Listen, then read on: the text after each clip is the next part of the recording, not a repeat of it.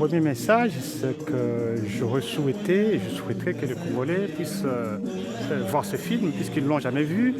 Il a été réalisé, publié en 2015, et les Congolais ne l'ont jamais vu. C'est la première fois que je le présente ici au Centre culturel, et je pense que ça ne sera pas la dernière. On aura l'occasion de le présenter encore à nouveau ici sur place. Je pense que la semaine prochaine, et bien à d'autres occasions. Mais sinon, pour moi, c'est un sentiment de satisfaction. C'est une satisfaction d'abord intellectuelle, morale, puisque ce film a été réalisé pour être vu par les Congolais, mais les Congolais ne l'avaient jamais vu auparavant. Je pense qu'à partir de ce moment, ça va interpeller beaucoup de gens, plusieurs autres consciences, pour que les gens comprennent qu'il s'agissait quand même d'un génocide oublié, puisque le film s'intitule Congo, les silences des crimes oubliés. Mais ce qui est mis en exergue, c'est-à-dire que c'est le message même du film, puisque le film a été censuré. Les gens ne savaient pas qu'il y a eu tous ces crimes que vous avez vus dans le film. Les gens ne savaient pas, les gens n'avaient pas vu le film, mais le film était censuré, était occulté, si vous voulez bien dire.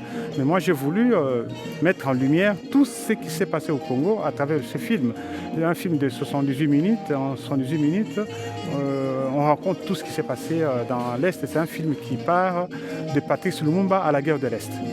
Mais il y a eu plusieurs faits. D'abord, c'est pousser le peuple congolais à se libérer, à ne plus avoir peur, à se libérer, à penser que le Congo leur appartient, n'appartient pas à ceux qui prétendent diriger le monde.